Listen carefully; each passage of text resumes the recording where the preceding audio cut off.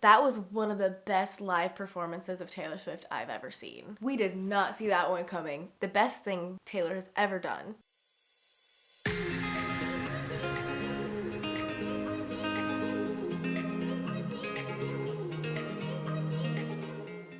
Hello guys, welcome back to the channel. It's Nina. If you are new here, welcome. I'm so happy to have you here. And if you're not new, how's it going? Thanks for coming back. We are coming up on the end of a crazy year, especially when it comes to Taylor Swift. Even just in the past 2 years, she has given us so much content, it's hard to even remember everything that happened. And honestly, it was much needed because when we were in the time between 1989 and Reputation, that was just like such a drought. I'm just scared for when she goes through another break that I'm not gonna be able to handle that after all the content that she's given us. But I thought as a good end of the year video that I should just go through and tell you guys my favorite Taylor Swift moments from 2021 because there are so many good ones. It has been a very fun year to be a Swiftie for sure. But yeah, let's just get into it.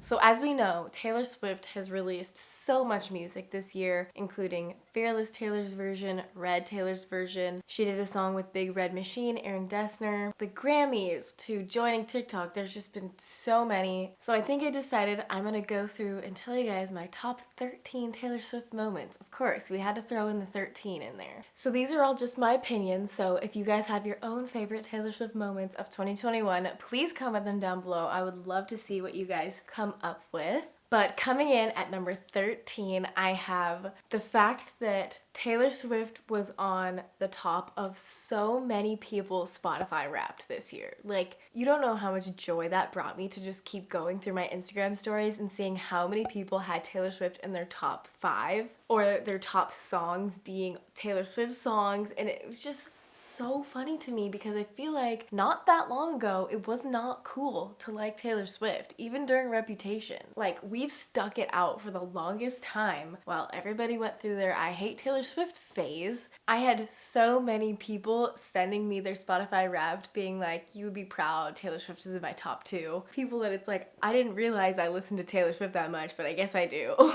Especially because this year, she only released the re-records. It wasn't like she had new music out this year, you know? People were going back and listening to Taylor Swift's Red and Fearless albums, and that was just amazing. And I recently switched to Spotify from Apple Music, so my Wrapped wasn't even accurate, but Taylor Swift obviously was still my top, and I was still top 3% of listeners even though I only had Spotify for like 2 months, so if that tells you anything. And also I think All Too Well 10-minute version was coming up on my top 5 songs even though it was only out for like 2 weeks at that point. So yes, I would say seeing how Taylor Swift charted on Spotify and seeing everybody have her as their top artist, top 5, top songs, like, just really made me really happy. Okay, coming in at number 12, I have her Halloween costume squirrel post. I thought that was the funniest thing ever, and also all those paparazzi pictures of her walking around with Blake Lively and her kids and just having her squirrel outfit on with like the face covered. Those were really funny. I still will not understand the significance of Taylor Swift being a squirrel, but I think we will soon. You know, because that's also an Easter egg because, you know, when they found that sign outside her apartment building that said like Project Squirrel or something like that. I don't know, Taylor Swift is just too much sometimes, so I just let the smart Swifties figure that stuff out and I'll just like repost what they think because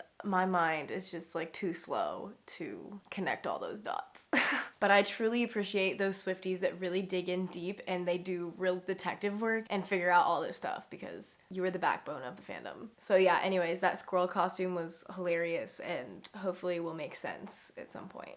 Or maybe it'll never make sense. Who knows? Taylor Swift just, she does some things sometimes that don't make sense. Or she's trying to throw us off her trail, which I feel like that's what she just keeps doing. And so I don't know what to believe anymore. Okay, coming in at number 11, I have Love Story Taylor's version kind of like the throwback to 2008 we all went through at the beginning of the year. Because even though we've heard Love Story like a million times, it was like the most nostalgic thing ever, because Love Story was the first Taylor Swift song I ever learned on my guitar back in like 5th grade, I think. Me and my friends would scream this in the car. We were obsessed with Love Story, and it just, to think about how long ago that was and how she like gave that song new life in the Fearless era, I just loved it so much. And it's just so iconic. That song is so iconic. And of course it's like, you know, if I'm just like listening to music, I'd probably skip it. But like if I hear that song like in public, anywhere, I will just lose my mind. But yeah, I just feel like Love Story has been such a constant. She sang it at every show, every era. We have a performance of her singing Love Story, every concert. It's just something we always come back to as fandom.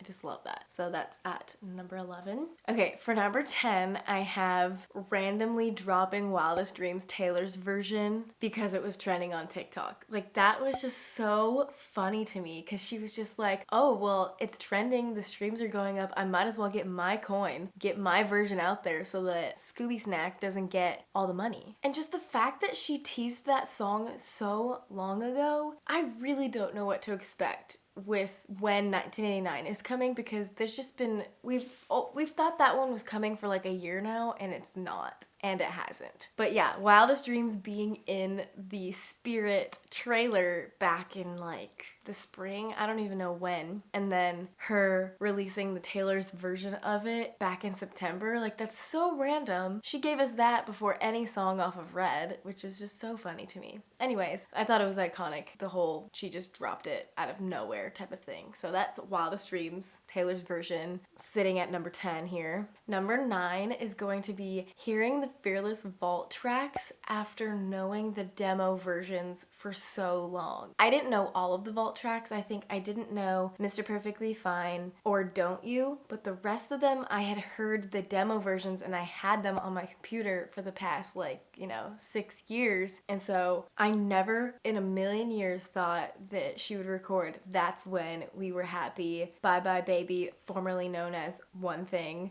I just was like in shock when I found out she was putting those on the Fearless Taylor's version. I had spent so many hours listening to those songs, and now that we have a fully recorded version of them, it's just like, I literally can't believe it. Like, We Were Happy, obsessed with that song since like 2014. So every time I hear it now, I'm just like in shock. I'm like, wow.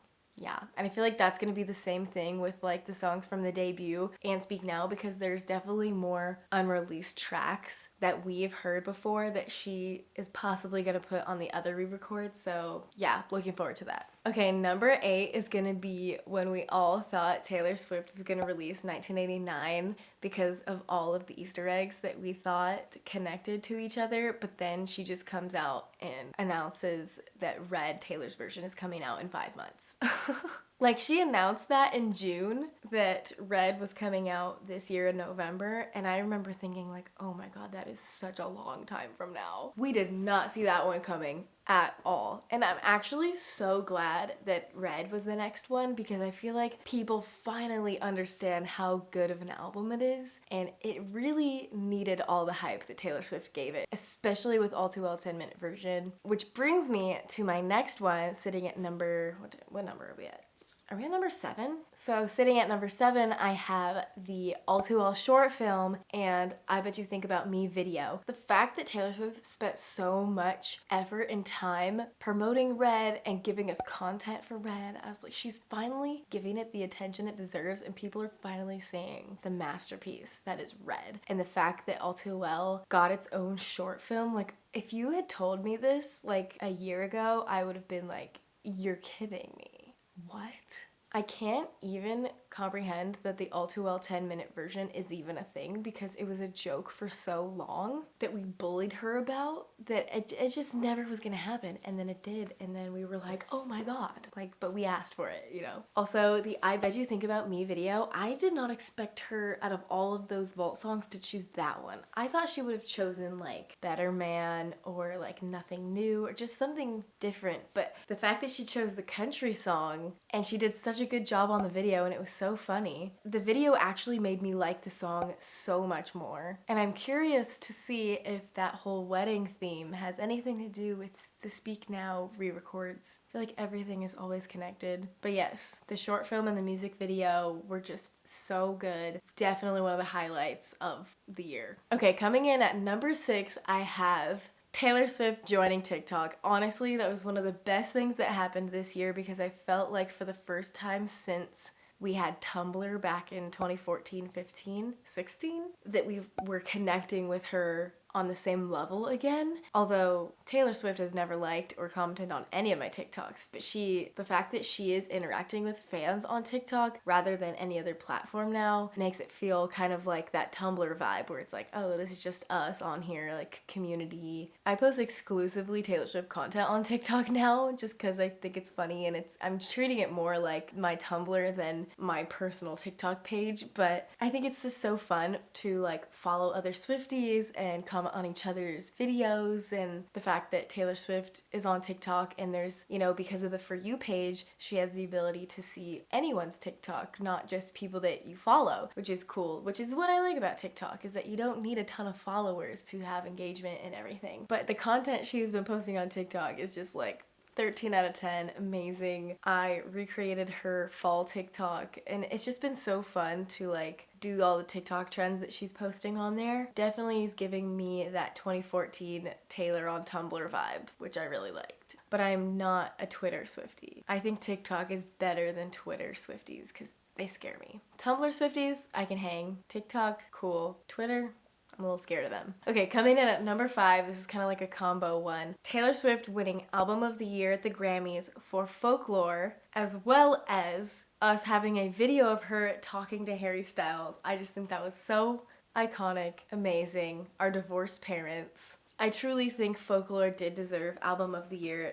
It was sonically cohesive, like she likes to say. It was like the perfect album for quarantine and 2020. Just really saved us there. I mean, Evermore doesn't get enough attention, and I will say, personally, I like Evermore better. But if we're looking at them sonically or like by just the album, Folklore is probably like better. I don't even know. I like Evermore slightly better. I definitely knew she was gonna win Album of the Year for Folklore, so it'll be interesting this year to see if Evermore wins anything. But yeah, I was really happy that she won that Grammy, as well as seeing her talk to Harry Styles. It was like a bit of closure there. I was like, he was always one of my favorite exes, to be honest. Very unproblematic, especially the songs that she wrote about him were very neutral. He's like a neutral good, and it's so funny the crossover between the fandoms of Taylor Swift and Harry Styles, because I didn't really notice that until, TikTok came along, and all these people on there like, oh, I'm going to my dad's tonight, and it's like Harry, and it's like, oh, I'm a child of divorce. Like, that is the funniest thing ever that people make jokes about. So yes, Grammys definitely top 5 here. Okay, so coming in at number 4, my personal opinion, I am putting, this is very specific here, but when Taylor Swift had us decode the track lists for the vault tracks for both Fearless and Red, having to do the word scramble and also like the word search, putting all the songs together, like that was so fun. Definitely my top 4 because it just made it so much more fun and exciting. Like the fans were the first people to find out what the new tracks were. She kind of like let us in on the secret first, which was so fun. Just kind of having that fandom camaraderie among ourselves before the rest of the world figured out what was happening. So yeah, that's in my top 4 because I just thought it was really exciting. Now getting into my top 3 here. Pretty top tier, I'm not gonna lie. So at number 3, I just wrote Red, Taylor's version, because honestly, like I really liked the release of Fearless and like listening to all those songs, but I didn't get to experience that with my friends. I was just home alone. It didn't feel like super exciting. Taylor didn't do any like special promo or videos or anything. It was still like a fun experience because it was new songs, new everything. A revamp of Fearless was just so fun, but Red just hit so different, especially the vault tracks, especially All Too Well 10-minute version. The fact that I was able to have my two friends here for my birthday, we dressed up as different Taylors, like that whole release week was so fun. I would say I like the red vault tracks better than Fearless, not because they're necessarily better, but because I connect with them way more. They're just like etched into my soul now,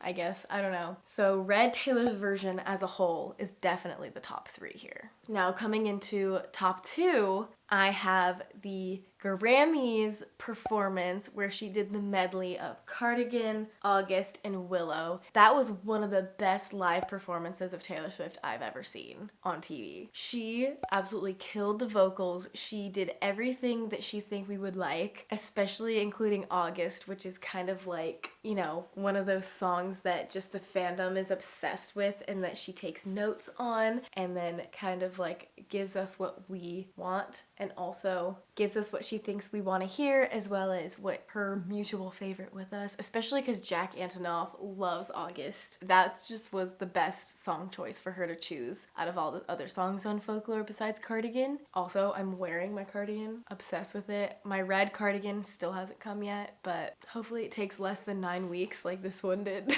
Her outfit was beautiful. Little treehouse thingy with Aaron and Jack. It was just like, yes, that is everything I wanted out of that performance. She had such a raspy, clear, powerful voice when she got to Willow. That's like one of my favorite parts of the whole performance. So if you haven't seen that performance, go watch it. It's absolutely amazing. Now this brings me to my top Taylor Swift moment of the entire year, 2021.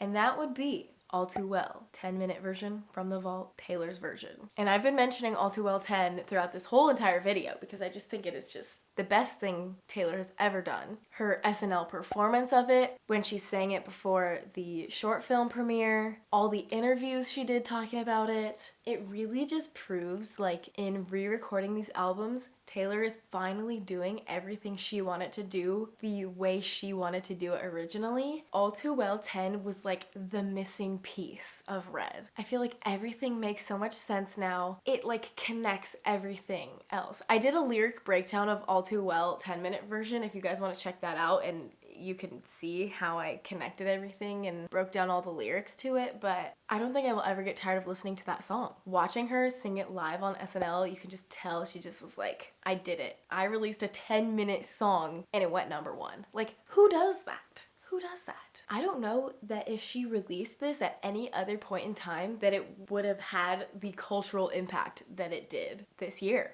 People that I don't even really talk to are messaging me about 10-minute All Too Well. I think she gave a whole new life to this song that was ours for so long, and now it's like out there for everyone because, like she said before, All Too Well was a sad song for her to sing, and over time it became such a joyful thing because it was our favorite from the album, it was her favorite, but she was worried that it wouldn't be received by the bigger audience the way that we receive it as, which is the best thing that's ever been written. Masterpiece, lyrical masterpiece. Anyways, so that's kind of how I feel about All Too Well 10. Even though it's like a sad freaking song, it is just like the pinnacle of the Swiftie fandom, and that's why it deserves that top spot. But anyways, that I've just been talking so long. I could talk forever about all the things Taylor Swift did this year, and there's so many more things that could be on this list, but this is just my top 13. Thank you guys for being here. Thank you guys for watching my channel this whole year. I appreciate every single one of you so much. I'm just so glad we can share our love for Taylor Swift together because there's nothing that bonds me more to someone than talking about Taylor Swift.